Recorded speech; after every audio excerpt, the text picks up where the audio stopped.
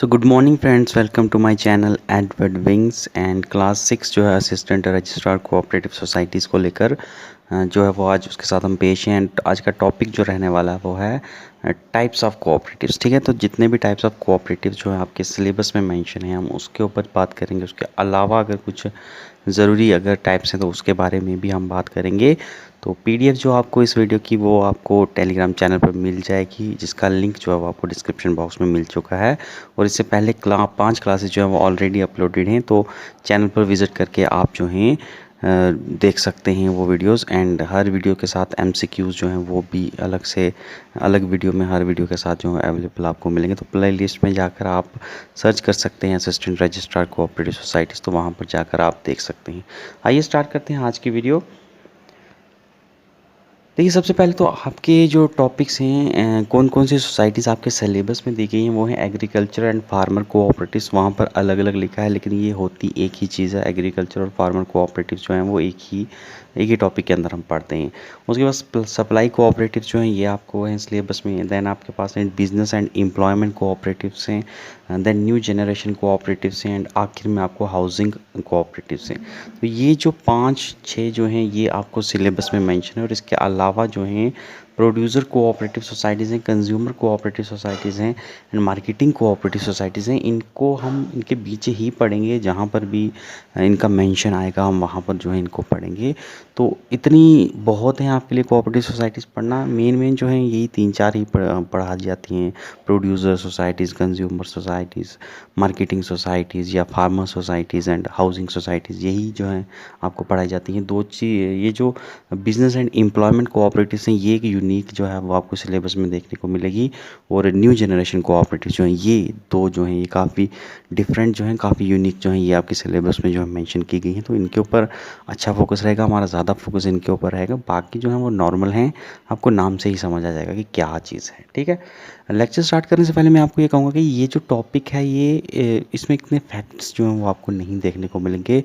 Theory questions हैं, MCQs type के paper में अगर हम कहें तो ज़्यादा क्वेश्चन जो है इसमें से बनने के चांसेस नहीं हैं। अगर आप मेरे व्यूज़ देखेंगे, पिछले पेपर भी आप अगर देखेंगे, दूसरे पीएससीज के पेपर भी देखेंगे अगर कोऑपरेटिव्स के, तो टाइप ऑफ कोऑपरेटिव्स के बीच में आपको ज़्यादा जो है कुछ क्वेश्चन देखने को मिलते नहीं हैं। बस आपको ज्ञान होना चाहिए कि किस कोऑपरेटिव का क्या मतलब है, क्योंकि कई बार डायरेक्ट जो है वो क्वेश्चन पूछा जा सकता है कि एक आपको स्टेटमेंट दे दी जाए और पूछा जाए कि ये कौन से कोऑपरेटिव का जिक्र हो रहा है। तो इसलिए आपको कंसेप्ट ज़रूर होना चाहिए कि क्या सप्लाई कोऑपरेटिव्स क्या हैं, कंज्यूमर कोऑपरेटिव्स क्या हैं। तो शुरू करते हैं। ठीक है, आज ये स्टार्ट करते हैं वीडियो। सबसे पहली जो सोसाइटी आपके सिलेबस में मेंशन है एग्रीकल्चर एंड फार्मर कोऑपरेटिव जो है, आपको वहाँ पर अलग अलग लिखा है लेकिन एग्रीकल्चर और फार्मर कोऑपरेटिव जो है ये एक ही चीज़ होती है। ओके, बस एक चीज़ आपको डिफरेंस जो समझना है वो है फार्मिंग और एग्रीकल्चर में क्या डिफरेंस होता है। ठीक है, फार्मिंग और एग्रीकल्चर में अगर आपको डिफरेंस समझ आ गया, उसके बाद सब पूरी चीज़ जो है वो कहानी एक ही है दोनों के बीच में। बस आपको इसका मतलब समझ होना चाहिए। देखिए, फार्मिंग जो है, फार्मिंग सिंपली एक चीज़ होती है कि आप प्लांट्स जो हैं यानी प्लांट्स की ग्रो कर रहे हैं, या प्लांट्स को आप उनको लगा रहे हैं, उनको नरिश कर रहे हैं, और देन उसका जो है क्रॉप्स वगैरह लगा कर उसका आगे ट्रेड कर रहे हैं। तो सिर्फ आपके प्लांट्स वगैरह को जो लगाने की प्रोसेस रहती है उसको फार्मिंग कहते हैं, जो क्रॉप्स को लगाने की जो प्रोसेस रहती है। और एग्रीकल्चर जो है इसमें आपकी फार्मिंग भी आ जाती है और साथ साथ कैटल रेयरिंग भी आ जाती है। ठीक है, तो फार्मिंग में आपके सिर्फ क्रॉप्स वगैरह को उगाना जो है that is your farming, plants वगैरह जो भी होंगे। और जो एग्रीकल्चर है उसमें आपकी फार्मिंग तो आती है, साथ साथ कैटल रेयरिंग जो है वो भी आ जाती है। यानी फार्मिंग जो है वो एग्रीकल्चर का एक हिस्सा है, एग्रीकल्चर जो है वो एक ब्रॉडर टर्म है। ठीक है, तो इतना डिफरेंस आप समझ लीजिए, बाकी जो कहानी दोनों में जो है वो सेम ही है। ठीक है, आइए स्टार्ट करते हैं। क्या होते हैं एग्रीकल्चर या फार्मर कोऑपरेटिव्स? तो cooperatives where farmer pool their resources like land, money, machinery, labour in certain area of the activity for the protection of small farmers interest to achieve combinedly what they can't individually, ठीक है। तो कहने का मतलब ये है कि ये उस तरह की सोसाइटीज़ होती हैं जहाँ पर जो फार्मर्स रहते हैं, हमारे किसान रहते हैं, वो अपने अलग अलग जो उनके पास रिसोर्सेज हैं उन्हें एक जगह पूल करते हैं, यानी एक जगह कंबाइन करते हैं उन सब रिसोर्सेज को। चाहे वो लैंड हो, अलग अलग फार्मर्स के पास अलग अलग लैंड है, तो वो एक लैंड बनाएंगे, उसकी अलग अलग फार्मर्स के पास अगर अलग अलग अमाउंट ऑफ मनी है तो वो उसको इकट्ठा करेंगे, एक अमाउंट बनाएंगे। मशीनरी अलग अलग, किसी के पास कोई मशीन है, किसी के पास कोई मशीन है, तो वो जॉइंटली जो है वो कंबाइन होकर अब एक मशीनरी का स्टॉक बना देंगे, जिसे क्या किया जाएगा, जिसे हर कोई जो है वो कॉमन पर्पस के लिए यूज़ करेगा। सारे मिलकर उस पर काम करेंगे। मान लीजिए एक एक कनाल ज़मीन जो है हर फार्मर के पास है, और 7-8 फार्मर जो हैं वो जुड़ जाते हैं, तो वो 7-8 कनाल ज़मीन जो है वो इकट्ठी हो जाती है, और फिर सारे फार्मर जो हैं वो मिलकर उस 8 कनाल ज़मीन पर इकट्ठे काम करते हैं। और मान लीजिए किसी के पास 8 में से 2 या 3 के पास ट्रैक्टर है, दूसरों के पास जो है वो बैल वगैरह का अगर प्रावधान है, तो वो 3 लोग जो ट्रैक्टर होगा जिनके पास, वो तीनों का ट्रैक्टर जो है वो 8 लोग यूज़ करेंगे, और जो 2-3 के पास बैल वगैरह है, वो 2-3 बैल जो हैं वो भी सारे जो हैं वो यूज़ करेंगे।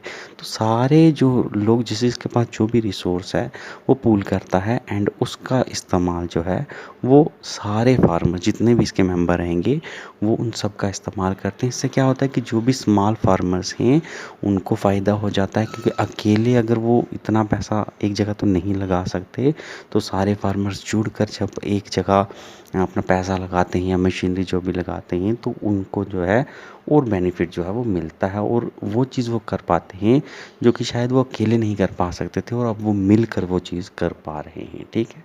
तो ये जो है इस तरह की जो सोसाइटीज़ बनती हैं इन्हें हम कहते हैं फार्मर कोऑपरेटिव सोसाइटीज़, जहाँ पर फार्मर जुड़ते हैं और अपने काम की चीज़ें जो उन्हें पूल करते हैं, एंड देन उसका जो है इस्तेमाल जो है वो हर कोई फार्मर करता है। ओके, जितने भी मेंबर हैं वो सब उस चीज़ का इस्तेमाल करते हैं, ठीक है।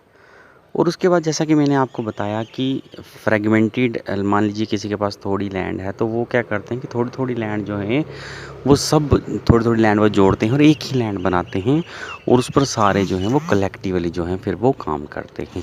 तो हर किसी का बेनिफिट हो जाता है। जिसके पास कोई भी चीज़ की कमी होती है तो वो दूसरे की चीज़ जो है वो उसे यूज़ कर सकता है, या फिर अगर उनके पास पैसे की कमी है तो क्या करते हैं कि ऐसे ऑर्गेनाइजेशन जो हैं वो मनी भी पूल करते हैं, और पैसा पूल करके वो क्या करते हैं, जिस चीज़ की भी ज़रूरत उन्हें होती है, जो चीज़ उनके पास अवेलेबल नहीं है, उसे वो ख़रीद सकते हैं। जैसे कि कोई भी मॉडर्न टेक्नोलॉजी है, कोई इरिगेशन के लिए फैसिलिटी चाहिए, या फिर कोई मार्केट के लिए ट्रांसपोर्टेशन का खर्चा चाहिए, कोई और चीज़ चाहिए, तो वो ख़रीद भी सकते हैं। सारे लोग जो हैं पैसा पूल करते हैं, और ज़रूरी नहीं है कि 8 लोग हैं तो 8 ट्रैक्टर खरीदने ज़रूरी रहेंगे। एक ही ट्रैक्टर खरीद लेते हैं 8 लोग मिलकर, और एक ही ट्रैक्टर का इस्तेमाल जो है वो सारे कर लेते हैं। तो इस तरह से कम पैसे में जो है हर किसी का काम हो जाता है, और बेनिफिट जो है वो सबको मिल जाता है। ओके, इसके बाद अगर हम देखें तो कितनी तरह की जो हैं एग्रीकल्चरल जो सोसाइटीज़ हैं वो होती कितनी तरह की हैं।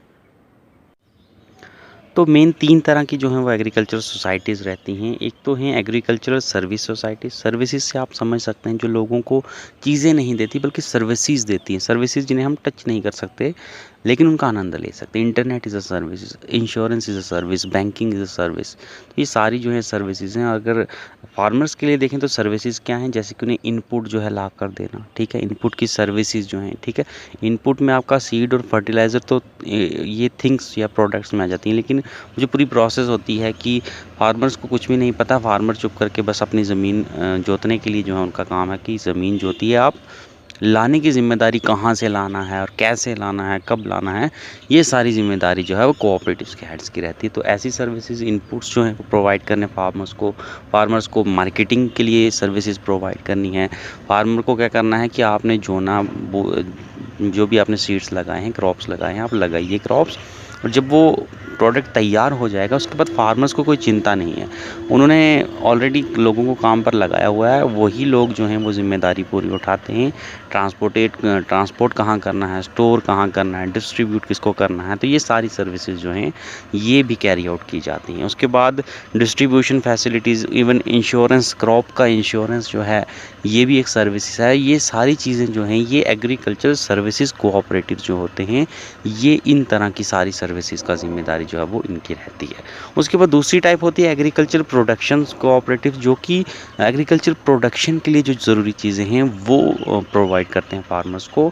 जैसे कि प्रोडक्शन रिसोर्सेज हैं, जैसे आपको लैंड प्रोवाइड करनी है फार्मर्स को, आपको मशीन प्रोवाइड करनी है, सीड्स, फर्टिलाइज़र या लेबर, इवन ये सब चीज़ें प्रोवाइड करने का काम जिनका रहता है वो रहते हैं हमारे एग्रीकल्चर प्रोडक्शन कोऑपरेटिव्स। ठीक है, तो ये सारी चीज़ें पूल्ड की जाती हैं और यहाँ पर मेंबर्स जो हैं वो, जैसा कि मैंने आपको बताया कि अलग अलग मेंबर जो हैं जितने भी इनके रिसोर्सेज हैं वो पूल करेंगे जो भी प्रोडक्शन में।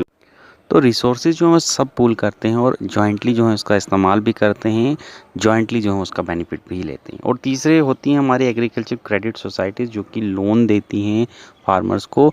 जिनके पास पैसे की कमी रहती है उनको लोन देंगे, और लोन जो है वो किसी भी चीज़ के लिए, सीड्स खरीदने के लिए, फर्टिलाइज़र खरीदने के लिए, मशीनरी खरीदने के लिए, किसी भी चीज़ के लिए अगर लोन चाहिए फार्मिंग के रिलेटेड, एग्रीकल्चर के रिलेटेड, तो वो जो है उनको प्रोवाइड कराएंगी क्रेडिट सोसाइटीज़। ओके, उसके बाद एग्रीकल्चर सर्विसेज सोसाइटीज़ जो होती हैं ये वाली जिनकी हम बात कर रहे थे, ये फिर से दो तरह की होती हैं।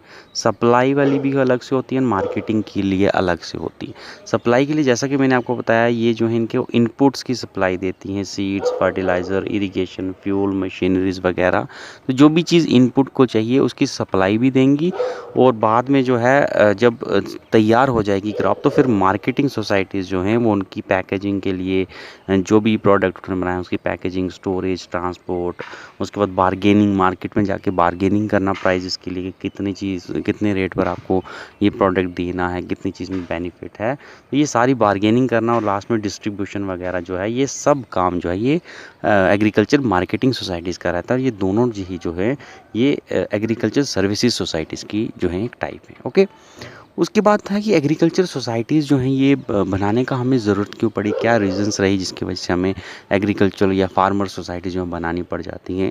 देखिए, दो चीज़ें जो मेन मैं आपको बताने वाला हूँ, एक कंसेप्ट है कॉम्पिटिटिव यार्डस्टिक का। ठीक है, तो कॉम्पिटिटिव यार्डस्टिक क्या रहती है, एक ये रीज़न रहता है, और दूसरा रीज़न इसके बाद पढ़ेंगे। सबसे पहले कॉम्पिटिटिव यार्डस्टिक की बात करते हैं। मान लीजिए कि फार्मर्स जो थे अभी तक कोऑपरेटिव सोसाइटीज़ बनाकर नहीं बैठे थे, सब कुछ जो है वो उन्हें मिल रहा था कहीं ना कहीं से, कोई प्राइवेट इंस्टीट्यूशन जो था वो नहीं दे रहा था, या कोई गवर्नमेंट इंस्टीट्यूशन था, चाहे वो उन्हें फाइनेंस दे रहा था, क्रेडिट दे रहा था, सर्विस दे रहा था, कोई भी तरह की चीज़ थी फार्मर्स को अवेलेबल थी ऑलरेडी, अभी तक उन्होंने कोऑपरेटिव्स नहीं बनाई हैं।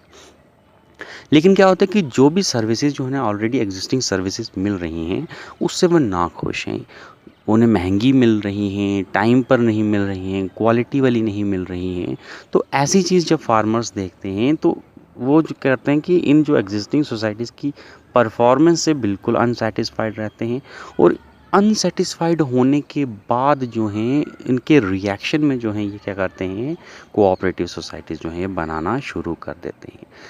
कि पर्पज़ क्या रहता है कोऑपरेटिव सोसाइटीज़ को बनाने का इनका, कि जो एग्जिस्टिंग सोसाइटीज़ हैं उन्हें फोर्स किया जाए कि उनसे अच्छी परफॉर्मेंस के लिए आपने कोऑपरेटिव सोसाइटीज़ बनाई, और फिर उनको आपने दिखाना है कि ऐसे नहीं ऐसे काम किया जा सकता था, और उन्हें फ़ोर्स करना कि वो भी फिर से कंपटीशन में आएँ। यानी मान लीजिए वो पहले महँगा सामान दे रही थी, आपने उनको सिखाने के लिए क्या किया, कोऑपरेटिव सोसाइटी बनाई और सस्ता काम देना शुरू कर दिया।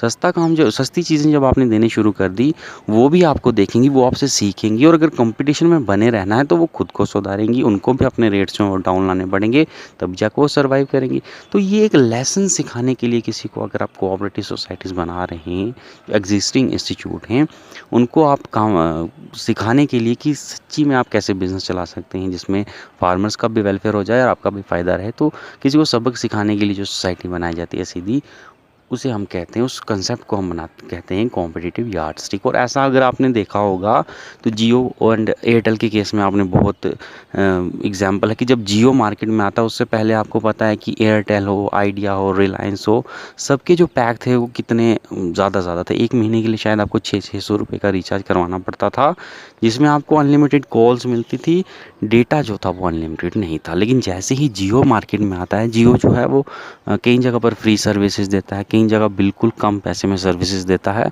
उन्हें देख कर क्या करते हैं कि एयरटेल वालों को अगर कम्पीट करना रहता है, बाकियों को भी कम्पीट करना रहता है, तो उन्हें भी अपने जो है रेट्स डाउन लाने पड़े।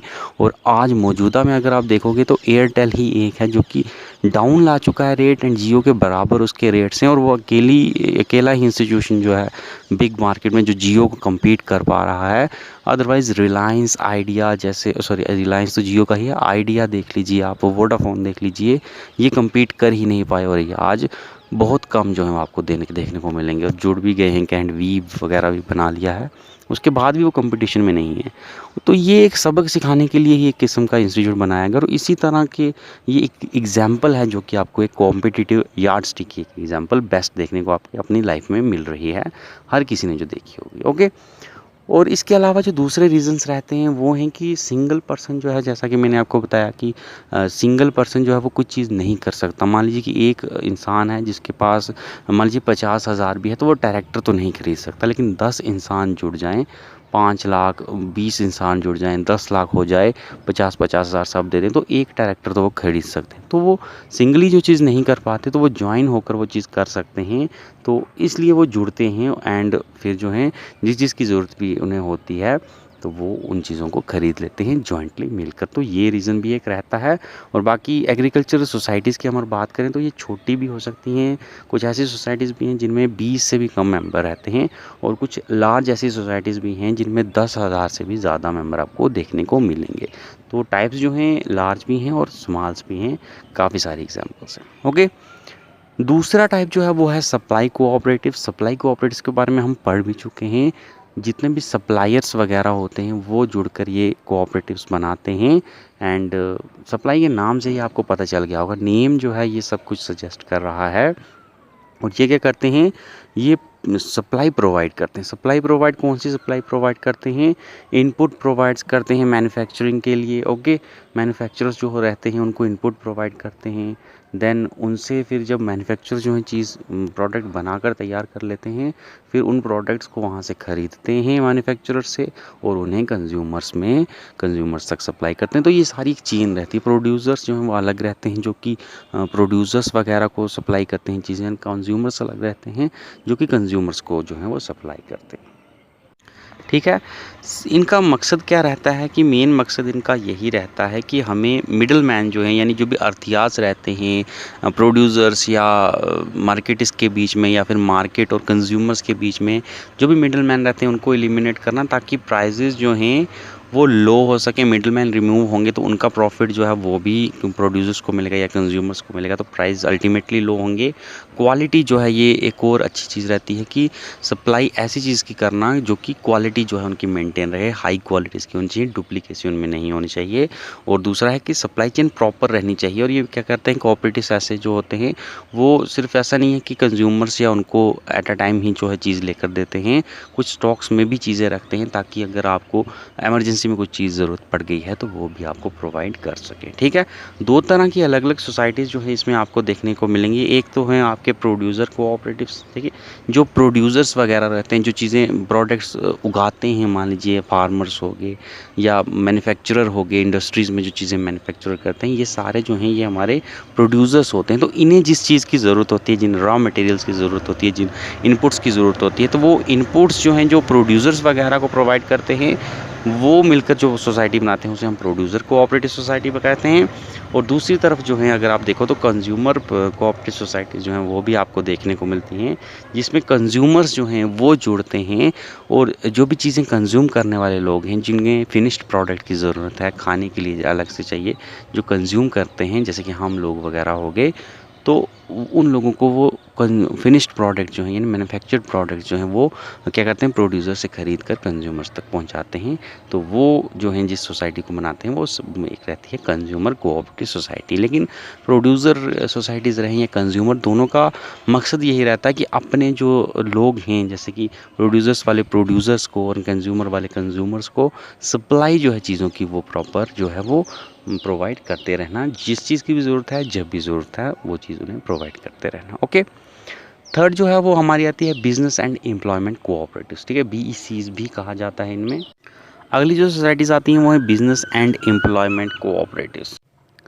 देखिए ये एक बिल्कुल नए तरह के कोऑपरेटिव्स हैं, जैसे कि मैंने आपको बताया कि ये एंड इसके बाद जो हम न्यू जनरेशन कोऑपरेटिव्स पढ़ने वाले हैं, ये बिल्कुल एक यूनिक तरह के जो हैं कोऑपरेटिव्स हैं और बिल्कुल नए इंट्रोड्यूस हैं 1990s के बाद या 2000 के आसपास जो हैं आपको ऐसे कोऑपरेटिव्स जो हैं इनका जन्म देखने को मिलता है।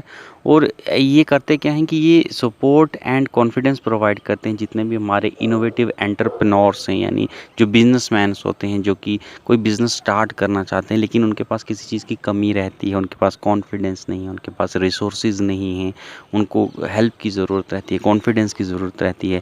कुछ बिजनेसमैन ऐसे भी रहते हैं जिनके पास रिसोर्सेज भी रहते हैं लेकिन उनको डर रहता है कि हमारा बिज़नेस जो है वो बंद ना हो जाए कल। या कई बिजनेसमैन ऐसे होते हैं जो कि पैसा जिनके पास है लेकिन उनको डर रहता है कि अगर हम पैसा लगाएंगे और कल को बिज़नेस ना चला तो उसके बाद पैसा भी गया, उनका फ्यूचर जो है वो भी खतरे में है। तो ये सारी चीज़ें जो हैं ये काफ़ी बिजनेसमैन जो हैं, ये नए बिजनेसमैन जो कि बिजनेसमैन बनने का ख्वाब तो रखते हैं लेकिन उनके अंदर शुरू शुरू में ऐसी बातें चलती हैं। तो ये जो कोऑपरेटिव्स हैं ये ऐसे लोगों जो रहते हैं जो कि इनोवेटिव एंटरप्रेन्योर्स रहते हैं, जिनको कि बिज़नेस अपना बिज़नेस कोई सेल्फ रिलायंट बिज़नेस बनाने की जो सपना रहता है वो रहता तो है लेकिन किसी चीज़ की कमी की वजह से वो अगर नहीं बना पाते तो वो ऐसे कोऑपरेटिव्स के साथ जुड़ते हैं और वो इन्हें सपोर्ट प्रोवाइड करते हैं, रिसोर्सेज प्रोवाइड करते हैं, कॉन्फिडेंस प्रोवाइड करते हैं, जिस चीज़ की भी इन्हें ज़रूरत होती है वो उन्हें प्रोवाइड करते हैं ताकि ये लोग जो हैं वो पीछे ना रहें और अपने आइडियाज़ के साथ आगे बढ़ें और नए बिज़नेस जो हैं वो क्रिएट कर सकें जिसका बेनिफिट जो है वो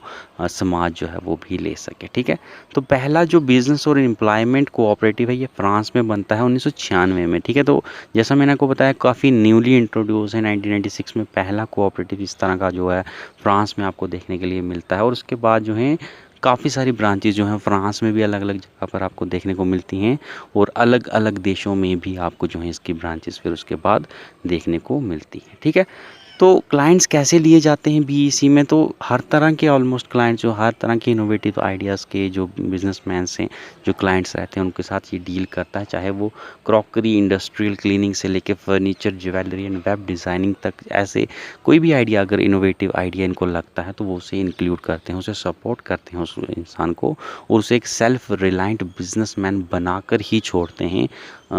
या तो उसको अपने अंदर भी काम करवाते रहते हैं या जो है उसको कहते हैं कि भाई आप आज़ाद हो, आप अपना बिजनेस कैरियर कीजिए जब भी आप सेल्फ रिलायंट अपने आप को फील करने लगें। तो स्टेजेस हैं अलग अलग देखेंगे हम। उसके बाद कहता है कि 3 स्टेजेस जो हैं, 3 अलग अलग स्टेजेस पर जो हैं ये आपको सपोर्ट करते दिखाई देंगे एंटरप्रेन्योर्स को।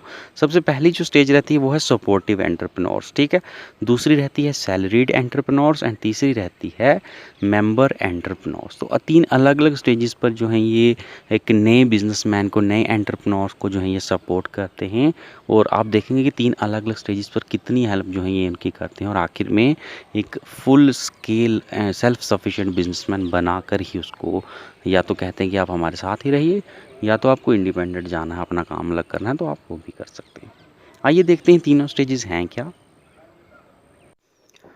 तो पहली स्टेज जो रहती है सपोर्टिव एंटरप्रेन्योर में, इसमें क्या रहता है कि जब भी कोई फ्रेश एंटरप्रेन्योर है, मान लीजिए उसके पास आइडिया तो है लेकिन जैसे मैंने आपको कहा कि कोई ना कोई रिसोर्स का उसे प्रॉब्लम है, किसी भी चीज़ की प्रॉब्लम है, तो वो फ्रेश एंटरप्रेन्योर जो है अपने इनोवेशन के साथ जो है ये अप्रोच करता है बिजनेस एंड एम्प्लॉयमेंट कोऑपरेटिव किसी भी को जो भी उनके आसपास पड़ता रहेगा। ओके, फिर क्या कहता है कि बीईसीज जो रहते हैं ये सपोर्ट करते हैं इसको, चाहे वो टेक्निकल हेल्प की ज़रूरत हो या उसको रिसोर्सेज की ज़रूरत हो वो उसको प्रोवाइड करते हैं और उसे क्या कहते हैं कि जो भी उसका इनोवेटिव आइडिया है, जो भी उसको बनाना है, जो भी उसको आगे जिसमें बिज़नेस करना है, तो वो उस मार्केटेबल प्रोडक्ट जो है उसको डेवलप करे, ठीक है, और साथ ही साथ उसकी टेस्टिंग भी करता रहे, वो फ़ायदा उसका है या नहीं है, तो खाने वगैरह की चीज़ है तो उसकी टेस्टिंग प्रॉपर होनी चाहिए, और इस्टेब्लिश करे अपना क्लाइंट बेस, ठीक है। उसके आगे मार्केट वगैरह को भी ढूंढे कि कहाँ वो बेच सकता है या कहाँ नहीं बेच सकता,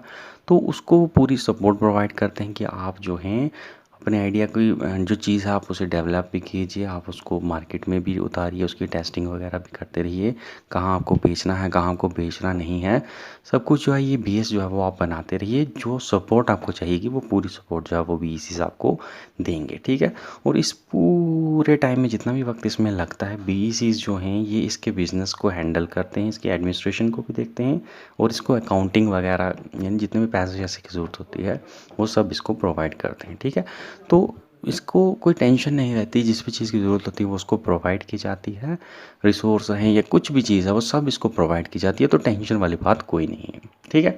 उसके बाद मान लीजिए पहली स्टेज जो है क्रॉस हो गई, अपना चीज़ जो है जो भी इसको इनोवेटिव आइडिया था उसकी प्रोडक्ट जो है वो उसको बना लिया है। दूसरी स्टेज में क्या है, उसको वो चीज़ बेचनी है, ठीक है। दूसरी स्टेज आती है वो है सैलरीड एंटरप्रेन्योर्स। फिर क्या करते हैं कि आफ्टर डेवलपमेंट मार्केटेबल प्रोडक्ट, जब मार्केटेबल प्रोडक्ट उसने बना दिया और क्लाइंट बेस भी बना दिया, ठीक, कहाँ उसको बेचना है, क्लाइंट वगैरह आपने ढूंढ लिए हैं, सब कुछ हो गया। इसके बाद जो नेक्स्ट स्टेज रहती है उसमें क्या करते हैं कि बीईसी जो हैं वो इसके साथ कॉन्ट्रैक्ट में आ जाते हैं, ठीक है। चीज़ इसने बना ली है, अब इसको वो बेच रहा है, मान लीजिए जो भी चीज़ है, वेब डिज़ाइनिंग भी करनी है, उसके साथ वो बिज़नेस डील कर रहा है। उसके बाद सेकंड स्टेज में क्या करते हैं, बीईसी जो हैं इसके साथ क्या एक कॉन्ट्रैक्ट करते हैं, कि एग्रीमेंट करते हैं। उस एग्रीमेंट में क्या कहते हैं कि इसको कहते हैं कि भैया आप बिज़नेस चलाते रहिए, उससे जो फ़ायदा होगा वो तो आप लीजिए, लेकिन आपको ये चीज़ टेंशन लेने की ज़रूरत नहीं है कि अगर मेरा बिज़नेस नहीं चला तो क्या होगा। इसलिए वो इसके साथ इसका एग्रीमेंट करते हैं और इसको कहते हैं कि हम आपको भैया एक फ़िक्स्ड सैलरी देंगे। उस एग्रीमेंट के दौरान, एग्रीमेंट में सॉरी, जितनी भी सैलरी डिसाइड की जाती है वो फ़िक्स सैलरी इनको देते रहेंगे जब तक इसका बिज़नेस सेल्फ रिलायंट नहीं बन जाता, ठीक है। इसको सैलरी भी देंगे, ट्रेनिंग भी देते रहेंगे कि कैसे कैसे जो आप फर्दर अपना बिज़नेस इम्प्रूव कर सकते हैं, और इसको इंश्योरेंस कवर भी मिलेगा, ठीक है। तो तीनों चीज़ें जो हैं वो प्रोवाइड करेगा इसको बीईसीज, और रिटर्न में इस इंसान को बीईसीज को क्या देना है, जितनी भी इसकी सेल्स रहेंगी, यानी जो भी चीज़ ने बनाई है, इनोवेट की है, जो अब वो बेच रहा है, जिसमें वो बिज़नेस कर रहा है, रिटर्न में उसको 10% जो है अपनी सेल्स का वो जो है बीईसीज को देना पड़ेगा, और बीईसीज जो है उसको रिटर्न में सैलरी भी देंगे, फिक्स सैलरी, इंश्योरेंस कवर भी देंगे और ट्रेनिंग भी देंगे। और अब उसको टेंशन नहीं है, नहीं भी चला बिजनेस तो सैलरी तो मिल ही रही है। तो ये चीज़ कॉन्फिडेंस बूस्ट करती है और फर्दर जो है इसको और इनकरेज करती है कि और अच्छी चीज़ से चले और सेल्फ रिलायंट जो आने वाले टाइम में जल्दी बने, ठीक है। एग्रीमेंट जो साइन रहता है भैया इन दोनों के बीच में, और इस एग्रीमेंट को इस साइन करने के बाद जो वो कोई भी एंटरप्रेन्योर है उसे हम सैलरीड एंटरप्रेन्योर के नाम से जानते हैं, ओके। इसके बाद थर्ड है, मान लीजिए कोई सैलरी भी लग गई है, कोई टेंशन वाली बात नहीं है, धड़ल्ले से बेच रहे हैं आप, सैलरी मिल रही है, इंश्योरेंस मिल रहा है, ट्रेनिंग मिल रही है, बदले में आपको सिर्फ 10% जो है अपनी सेल्स का वो भी इस चीज़ को देना है। उसके बाद करते करते मान लीजिए थर्ड स्टेज आई, जब आप सेल्फ रिलायंट बन गए, आपका बिजनेस जो है वो धड़ल्ले से चल रहा है, ग्रो कर गया, बिल्कुल आपको किसी भी चीज़ की सपोर्ट की ज़रूरत नहीं है, बीईसीज वगैरह की सपोर्ट चाहिए थी, ले ली, अब उनकी चीज़ की ज़रूरत ही नहीं है। तब इनके पास क्या ऑप्शन रहते हैं आइए देखते हैं, ठीक है। तो बिजनेसमैन जो अब सेल्फ सफिशिएंट बन गया, उसके बाद बी चीज़ जो है उसे दो ऑप्शन देती हैं, ठीक है। क्या रहते हैं वो दो ऑप्शन, सबसे पहले तो बी चीज़ उसको कहती हैं कि आप बी चीज़ को आप ज्वाइन कर लीजिए फुल वोटिंग मेंबर के तौर पर, ठीक है। यानी बी चीज़ जो हैं वो वहाँ पर क्या कीजिए, आप शेयर्स खरीदिए वहाँ के, और वहाँ पर वोटिंग एक मेंबर बन जाइए। उसके बाद आपको इसकी मैनेजमेंट वगैरह का सारी जिम्मेदारी मिल जाएगी, जितने भी आपके शेयर्स रहेंगे, और आप फिर बी चीज़ की मैनेजमेंट वगैरह में काम कीजिए, ठीक है, वो भी अच्छा है। और बदले में आप क्या कीजिए, जो 10% का जो सेल्स वो पुराना वाला आर्टिकल था कि जैसे सेल्स का 10% आपको चार्जेस के तौर पर देना है बीईसीज़ को, वो देते रहिए और साथ में आप वोटिंग राइट ले लीजिए, शेयर्स खरीद लीजिए बीईसीज़ के। एक ऑप्शन तो ये रहता है और दूसरा रहता है कि इनको ये भी किया जाता है कि अगर आपको भैया अलग जाना है तो स्पिन ऑफ करना अपना बिजनेस, एक बिल्कुल टोटल इंडिपेंडेंट एंटिटी के तौर पर आपको अलग हो जाना है हमसे, तो वो भी आपको हो जाना है तो वो भी हो जाइए। तो दोनों ऑप्शन दिए जाते हैं, जो भी जिसको पसंद होता है एंटरप्रेन्योर को वो इनमें से कोई भी ऑप्शन चूज़ कर सकता है। ओके, उसके बाद आखिर आखिर में कहता है कि people facing problem of same nature, जो भी लोग, जो भी फ्रेशर, मैंने कहा इनोवेटिव आइडियाज़ के साथ जो भी बिज़नेस जो है स्टार्ट करना चाहते हैं, जिनकी एक ही प्रॉब्लम रहती है, वो सारे लोग जो हैं इसमें जुड़ते हैं और अपने जो इंडिविजुअल पूल्स हैं उसे जोड़ते हैं, इतनी एक्सपर्टीज़ जो होती है इनकी अलग अलग उसे कंबाइन करते हैं, एक जगह पर आते हैं, एक दूसरे को सपोर्ट करने का काम करते हैं इस बीईसीज़ प्लेटफॉर्म के तौर पर, ठीक है, इसका इस्तेमाल करके, ठीक है। और इसकी वजह से इनको मदद क्या होती है, जैसा कि मैंने आपको बताया कि जो इनको डर रहता है कि हम नए बिजनेसमैन नहीं बन पाएंगे स्किल की कमी की वजह से, रिसोर्स की कमी की वजह से, तो वो जो बार रहता है, वो जो डर रहता है, वो कहीं ना कहीं बिल्कुल कम हो जाता है और इनके लिए एक नए रास्ते बिल्कुल खोल कर ये बीईसी जो है इनके लिए लाता है और ये अपना नया बिजनेस जो है वो उसे हकीकत में जो है वो कन्वर्ट करने में कामयाब रहते हैं इन कोऑपरेटिव्स की मदद से। तो ये रहता है हमारे बिजनेस और एम्प्लॉयमेंट कोऑपरेटिव्स का काम। इसके बाद जो दूसरा एक और कोऑपरेटिव है जिसका सिलेबस में जिक्र है वो है न्यू जनरेशन कोऑपरेटिव्स। क्या रहते हैं ये न्यू जनरेशन कोऑपरेटिव्स, आइए देखते हैं। देखिए, न्यू जनरेशन कोऑपरेटिव्स क्या रहते हैं, कहते हैं कि एक ट्रेडिशनल कोऑपरेटिव्स, यानी इसके आने से जो पहले तक के कोऑपरेटिव्स थे उन्हें हम ट्रेडिशनल कोऑपरेटिव्स कहते हैं, और जब से इन कोऑपरेटिव्स का जन्म हुआ इसे हम कहने लगे न्यू जनरेशन कोऑपरेटिव। जैसे 2G 3G 4G 5G internet की जनरेशन से अलग अलग, जिसमें आपको इम्प्रूवमेंट देखने को मिलती है हर चीज़ में, इसी तरह से कोऑपरेटिव्स की भी स्टेज थी जहाँ पर ट्रेडिशनल कोऑपरेटिव्स देखने को मिलते हैं और न्यू जनरेशन कोऑपरेटिव्स देखने को मिलते हैं। क्या थे ये न्यू जनरेशन कोऑपरेटिव्स? देखिए, जो ट्रेडिशनल कोऑपरेटिव्स थे वो, उनका मेन काम क्या रहता था, रॉ मटेरियल जो है वो उसी में ही डील करते थे, यानी कच्चा माल जो है वो प्रोड्यूसर्स, जो भी प्रोड्यूसर रहते थे, जो भी कच्चा माल प्रोड्यूस करते थे उसी को बेच देते थे और आगे उसकी प्रोसेसिंग वगैरह जो थी वो दूसरा जो इंसान खरीदता था वो करता था, जो इंटरमीडियरी था या फिर जो दूसरा इंडस्ट्रियलिस्ट था वो करता था। इससे क्या होता था कि कच्चा माल ही अगर बेचना है तो प्रोड्यूसर्स को बहुत कम पैसा उससे मिलता था। यानी समझ सकते हैं, अगर आपको गेहूँ बेचने हैं तो गेहूँ में आपको कितना ही पैसा मिलेगा, बहुत कम पैसा मिलेगा।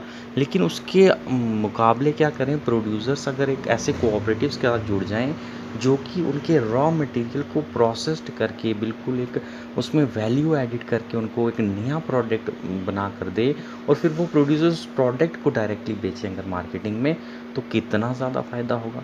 देखिए, वीट जो है, गेहूँ मान लीजिए 4 या 5 रुपए में मार्केट में बिकेगा, वहीं उस गेहूँ का आटा बनाकर अगर बेचा जाए तो आटा जो है वो 20 रुपए 30 रुपए 40 रुपए या 50 रुपए में भी बिकेगा। तो फ़ायदा किस चीज़ में है, रॉ मटेरियल बेचने में फ़ायदा है या आपको प्रोसेस चीज़ बेचने में फ़ायदा है? ऑफकोर्स प्रोसेस चीज़ जो है वो बेचने में फ़ायदा है, प्रोसेस्ड या वैल्यू एडिड चीज़ जिसे हम कहते हैं। तो ये जो कोऑपरेटिव्स बने ये ऐसे कोऑपरेटिव्स थे जो कि इन वैल्यू एडिड या फिर प्रोसेस्ड प्रोडक्ट की ही क्रिएशन और मार्केटिंग में डील करते थे। यानी ये रॉ मटेरियल के साथ डील नहीं करते थे, रॉ मटेरियल को प्रोसेस्ड करते थे और उसकी फर्दर मार्केटिंग करते थे, जिससे क्या होता था कि इन्हें जो है वो काफ़ी फ़ायदा रहता था और बायर जो है उसे डबल बेनिफिट हो जाता था। जितना उसको रॉ मटेरियल बेचने में नहीं होता था उससे ज़्यादा फ़ायदा उसको प्रोसेस्ड या वैल्यू एडिड प्रोडक्ट बेचने में उतना फ़ायदा हो जाता था। ठीक है, तो ये नए कोऑपरेटिव्स जो थे ये रॉ मटेरियल से डील ना करते हुए उसको प्रोसेस्ड करवाते थे और उस प्रोसेस्ड मटेरियल को, उस वैल्यू एडिड प्रोडक्ट के को क्रिएट करते थे, उसको जो है बाज़ार में बेचते थे। इस तरह से ये एक न्यू जनरेशन, न्यू तरह के कोऑपरेटिव्स थे, बिल्कुल नए तरह की चीज़ जो है वो कर रहे थे मार्केट में और इन्हें हमने कहा न्यू जनरेशन कोऑपरेटिव्स। ठीक है, वैल्यू एडिड प्रोडक्ट्स होते क्या हैं कि देखिए, वैल्यू एडिड प्रोडक्ट्स जो हैं वो प्रोडक्ट्स हैं जो कि किसी भी प्रोडक्ट की अगर आप फॉर्म चेंज कर दें, उसकी फ़िज़िकल स्टेट, फ़िज़िकल फॉर्म, उसको एक फॉर्म से दूसरी फॉर्म में बदल दें। यानी एग्जांपल के तौर पर आपको यहाँ पर दिखाया गया है कि वीट का, आप गेहूं का आटा बना लीजिए, वो एक प्रोसेस्ड फूड हो गया। आपने स्ट्रॉबेरी से जैम बना लिए, वो एक प्रोसेस्ड फूड हो गया। आपने ग्रेप्स से वाइन बना ली, वो एक प्रोसेस्ड फूड हो गया। तो ये मान लीजिए, देखिए आप ग्रेप्स बेच रहे हैं बाज़ार में, आपको कितना पैसा मिलेगा, लेकिन अगर ग्रेप्स की डायरेक्ट वाइन बनाकर बेच रहे हैं तो आपको श्योरली जो है वो डबल से भी ज़्यादा जो है वो आपको उसका मार्केट प्राइस आपको दे मिलेगा। ठीक है, तो फ़ायदा जिस चीज़ में है हमें वही चीज़ करनी चाहिए। इससे क्या होगा, जो फॉर्म चेंज की जाती है, देखिए जैसा कि मैंने बताया ग्रेप्स से वाइन बना दिया आपने, तो ये जो है प्रोडक्ट को, वो प्रोडक्ट की वैल्यू जो है उसको बढ़ा देते हैं और उसकी मॉनेटरी वैल्यू जो होती है वो भी बढ़ जाती है। और फिर इन्हीं वैल्यू एडेड प्रोडक्ट के साथ जो डील करते हैं हमारे कोऑपरेटिव्स, उन्हें हम कहते हैं न्यू जनरेशन कोऑपरेटिव्स। तो क्या रहता है कि देखिए जो भी प्रोड्यूसर जो है वो इन एनईसीज़ का मेंबर बनना चाहता है, मान लीजिए, वो क्या करेगा, इनके साथ एक कॉन्ट्रैक्ट साइन करेगा और उस कॉन्ट्रैक्ट में जो है ये लिखा होगा कि ये इंसान जो है इन एनईसीज़ वगैरह को रॉ मटेरियल देगा और ये एनईसीज़ जो है उस रॉ मटेरियल को प्रोसेस करके देंगे और उसमें वैल्यू जो है वो ऐड करेंगे और देन उसके बाद जो है इसको बेचेंगे आगे मार्केट में, या फिर वो प्रोड्यूसर्स को देंगे, जो भी जो है एग्रीमेंट के टर्म में लिखा जाएगा वो चीज़ होगी। ज़्यादातर ये रहता है कि कैसे पे करते हैं हम आखिर में देखेंगे, हमने इसके ऊपर भी जिक्र किया हुआ है। ठीक है, और इससे क्या होगा कि ज़्यादा प्रॉफिट होगी, जितना हम रॉ मटेरियल बेच के प्रॉफिट नहीं कमा सकते थे, अल्टीमेटली उससे ज़्यादा प्रॉफिट होगी, जैसा कि मैंने आपको बताया है। क्या डिफरेंस रहता है ट्रेडिशनल कोऑपरेटिव्स के बीच में और न्यू जनरेशन कोऑपरेटिव्स के बीच में? जैसा कि मैंने बताया कि ट्रेडिशनल कोऑपरेटिव्स रॉ मटेरियल में डील करते हैं और जो हमारे जो हमारे दूसरे कोऑपरेटिव्स रहते हैं ये वैल्यू एडेड प्रोडक्ट्स जो हैं, प्रोसेसिंग जो है उसमें डील करते हैं। उसके बाद जो फोकस रहता है ट्रेडिशनल कोऑपरेटिव्स का, वो फोकस कमोडिटी पर रहता है। यहाँ पर हमारा फोकस जो है वो कस्टमर पर रहता है। ओके, ठीक है, यानी ट्रेडिशनल कोऑपरेटिव्स जो हैं ये रॉ मटेरियल के साथ डील करते हैं। हमें पता, हम जो न्यू जनरेशन वाले होते हैं वो कस्टमर पर फोकस देते हैं, कस्टमर को किस चीज़ की ज़रूरत है और कस्टमर जो है वो किस चीज़ में फ़ायदे में रहने वाला है। ओके, उसके बाद मेंबर की कंट्रीब्यूशन जो है ट्रेडिशनल जो हमारे कोऑपरेटिव्स हैं उसमें बहुत ही कम पैसा देकर भी, आप बहुत कम कैपिटल देकर आप मेंबर बन सकते हैं ट्रेडिशनल कोऑपरेटिव्स का। लेकिन यहाँ पर जो है वो काफ़ी ज़्यादा कंट्रीब्यूशन आपको देनी पड़ती है, काफ़ी ज़्यादा पैसा देना पड़ता है अगर आपको एनएसएस का मेंबर बनना है। कैसे बनना है आगे हम डिटेल में पढ़ेंगे। उसके बाद जो है नॉन मेंबर जो है उनका रोल रहता है ट्रेडिशनल कोऑपरेटिव्स में, लेकिन यहाँ पर अगर आप देखोगे तो नॉन मेंबर जो है उनको कोई भी फ़ायदा जो है एनईसीज़ में नहीं मिलने वाला। ओके, यहाँ पर जो है वो एक ही जैसे स्टॉक जो है सबको इशू होते हैं ट्रेडिशनल में, लेकिन यहाँ पर जो है प्रेफर्ड स्टॉक रहते हैं, यानी जिसको जिस तरह के स्टॉक चाहिए उनको वैसे स्टॉक जो है वो दिए जाएंगे। ठीक है, ये भी हम आगे बढ़ेंगे। उसके बाद शेयर्स जो हैं यहाँ पर आप बेच नहीं सकते। ट्रेडिशनल कोऑपरेटिव्स में अगर आपने शेयर लिए हैं तो उसको आपको रखना ही है अपने पास, लेकिन यहाँ पर जो है वो आप शेयर जो है अपने बेच सकते हैं आगे किसी और को। एंड आके आप यहाँ पर आपको डिलीवरी राइट्स नहीं मिलते हैं ट्रेडिशनल कोऑपरेटिव्स में, यहाँ पर आपको डिलीवरी राइट्स मिलते हैं। देन ट्रेडिशनल कोऑपरेटिव्स में डिलीवरी ऑब्लिगेशंस नहीं रहती, जिम्मेदारियाँ नहीं रहती डिलीवरी की, लेकिन एनईसीज़ में डिलीवरी ऑब्लिगेशन जो है वो रहती हैं। क्या से हैं ये सब हम देखेंगे। उसके बाद पैट्रोनेज जो है, पैट्रोनेज रहता है सपोर्ट, तो यहाँ पर यूज़ इस्तेमाल के बेस पर सपोर्ट दी जाती है।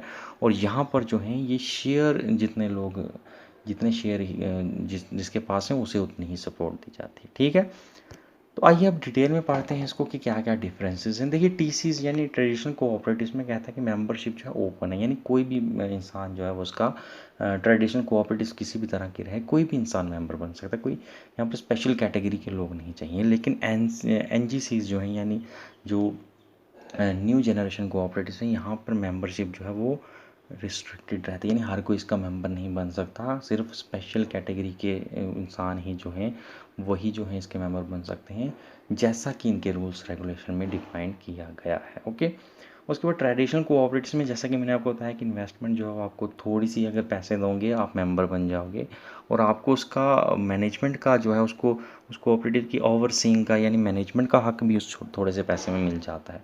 लेकिन एनजीजीज में आपको एक तो अगर मेंबर बनना है तो इन्वेस्टमेंट हाई देनी है, और उसके बाद मेंबर जो हैं इन्हें इक्विटी स्टॉक्स वहाँ पर ख़रीदने पड़ते हैं जिनकी वैल्यू जो है वो प्री डिसाइडेड होती है, यानी इतनी वैल्यू एनसीजीज ने रखी हुई है, अगर आप ले सकते हैं तो लीजिए और मेंबर बन दीजिए, नहीं ले सकते तो भैया फिर जाइए। तो अगर जो शेयर लेगा उसी को ही वोटिंग राइट मिलेगा, बाकियों को वोटिंग राइट नहीं मिलता है। वोटिंग राइट जो है हालांकि वो एक मेंबर को एक ही वोट मिलता है, ऐसा नहीं कि ज़्यादा अगर कोई शेयर खरीदेगा उसको ज़्यादा वोट जो है वो हर जगह पर एक सिंगल वोट वाला भी मेथड है हर कोऑपरेटिव में। ठीक है, उसके बाद जो न्यू जनरेशन कोऑपरेटिव्स हैं वहाँ पर मेंबर्स जो हैं इन्हें एक मार्केटिंग एग्रीमेंट साइन करना पड़ता है, जिसके द्वारा ये कहते हैं कि हम आपको रॉ मटेरियल अपना प्रोवाइड करेंगे जिसको आपने प्रोसेस करना है, ठीक है। उसके बाद डिलीवरी राइट्स का एक ऑप्शन रहता है इनको पास, यानी डिलीवरी राइट का एक एग्रीमेंट जो है वो साइन किया जाता है, और सिर्फ डिलीवरी राइट्स के लिए डिलीवरी शेयर जो हैं वो खरीदने पड़ते हैं, और जो इंसान जितने शेयर जो हैं यानी डिलीवरी राइट के जितने शेयर जो होल्ड करता है उसको उतनी ही क्वांटिटी की चीज़ें जो हैं वो उस एन को देनी है। मान लीजिए मैंने 100 रुपये के शेयर्स डिलीवरी के लिए ख़रीद रखे हैं, तो मुझे 100 ही रुपये का रॉ मटेरियल इनको देना है और वो इसको फर्दर प्रोसेस करेंगे। मैं 100 रुपये से कम भी नहीं दे सकता इनको, ठीक है। नो मोर और no less than the value. मेरे पास अगर 100 रुपये के शेयर हैं डिलीवरी राइट के, तो मैं उनको 100 रुपये का ही सामान दे सकता हूँ, 99 का भी नहीं दे सकता और 101 रुपये का भी नहीं दे सकता। जितने शेयर होंगे उतना ही मैं इनको रॉ मटेरियल दे सकता हूँ, जिसको ये प्रोसेस करके फर्दर आगे बेचेंगे, ओके। उसके बाद डिलीवरी ऑब्लिगेशन यानी जिम्मेदारी क्या रहती है कि मान लीजिए मैंने इनके साथ एग्रीमेंट साइन कर रखा है कि मैंने इनको रॉ मटेरियल देना है, ठीक है। इस क्वांटिटी का रॉ मटेरियल देना है और इस क्वालिटी का रॉ मटेरियल देखना है। और किसी स्टेज में मान लीजिए कि मैं अपने जो हैं ना ही मैं उस क्वांटिटी को दे पाया, मुझे 100 किलो इनको अगर चावल देने थे, मैं नहीं दे पाया किसी वजह से, तो मेरी ज़िम्मेदारी क्या बनेगी कि मैं या तो किसी और वगैरह किसी और बायर से वो चीज़ ख़रीद कर इनको दूंगा, या तो क्या करेंगे कि ये एन जो हैं ये डायरेक्ट किसी और से ख़रीदेंगे मेरा वाला अमाउंट, और मुझे जो है वो इनको पेनल्टी के तौर पर उतना अमाउंट देना पड़ेगा जितना इन्होंने खर्चा है। यानी ऑब्लिगेशन, अगर आपने ज़िम्मेदारी ली है कि आपको इतना सामान इनको देना है, इस क्वालिटी का देना है, तो वो आपकी ऑब्लिगेशन बन जाती है। आपको उतना सामान देना ही देना है, खुद से दीजिए, बाज़ार से ख़रीद कर दीजिए। अगर आप बिल्कुल कुछ नहीं कर सकते तो आप एन को पेनल्टी दे दीजिए, वो खुद जो है मार्केट से जाकर ले लेंगे। यह रहती है आपकी डिलीवरी ऑब्लिगेशन। तो यहाँ पर ये इस तरह के डिलीवरी राइट्स भी रहते हैं आपको कि जितना हक मिलेगा उतना ही सामान देना है, उतना ही डिलीवर करना है, और डिलीवरी ऑब्लिगेशन है कि जितना देना है उतना देना ही देना है, फिर वो आप जहाँ मर्जी से लाइए या फिर पेनल्टी दीजिए। सामान का अगर इतना अपना देने का एग्रीमेंट है तो आपको उतनी ऑब्लिगेशन निभानी पड़ेगी, वो आपकी ज़िम्मेदारी बन जाती है, ओके। उसके बाद कहता है कि जो शेयर एक इंसान को मिले हैं उसकी वैल्यू जो है वो कम भी हो सकती है और ज़्यादा भी हो सकती है।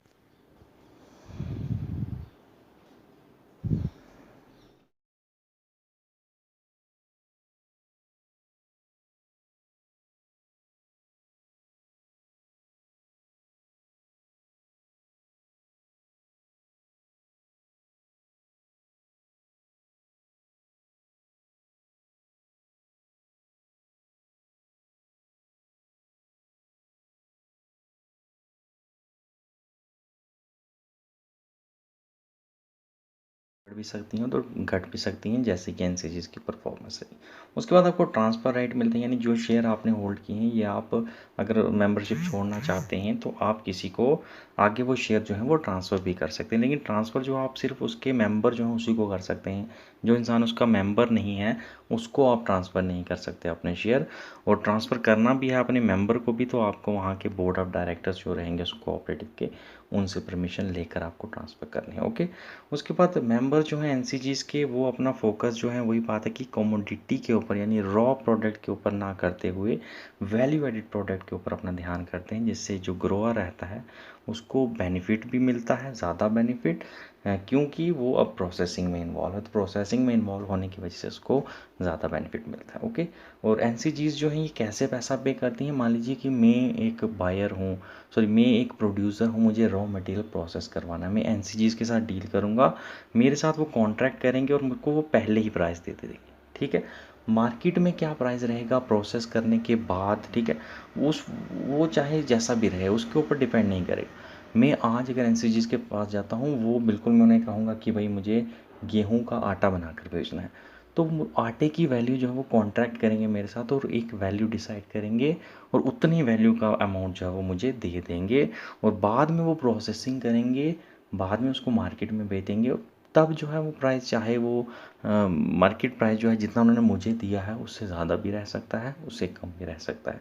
तो वो डिपेंड करता है कि उस टाइम मार्केट में सिचुएशंस कैसी हैं, लेकिन मुझे वो पैसा कैसे देंगे, एक कॉन्ट्रैक्टेड प्राइस होगा जो कि पहले से ही वो मुझे दे देंगे, ठीक है। और उसके बाद एक इम्पॉर्टेंट क्वेश्चन है, एक मैंतियोबा लेजिस्लेशन नाम से क्वेश्चन आएगा अगर आपको, कि मैंतियोबा लेजिस्लेशन जो है ये किसके साथ डील करती है, तो ये इन एनसीजीज की यूनिकनेस के साथ डील करती है, न्यू जनरेशन कोऑपरेटिव्स के साथ डील करती है मैनितोबा लेजिस्लेशन। और मैनितोबा जो है ये कनाडा की एक जगह है, ठीक है। तो कनाडा की एक जगह है, यहाँ पर एक लेजिस्लेशन पास हुई थी इन एनसीजीज को लेकर।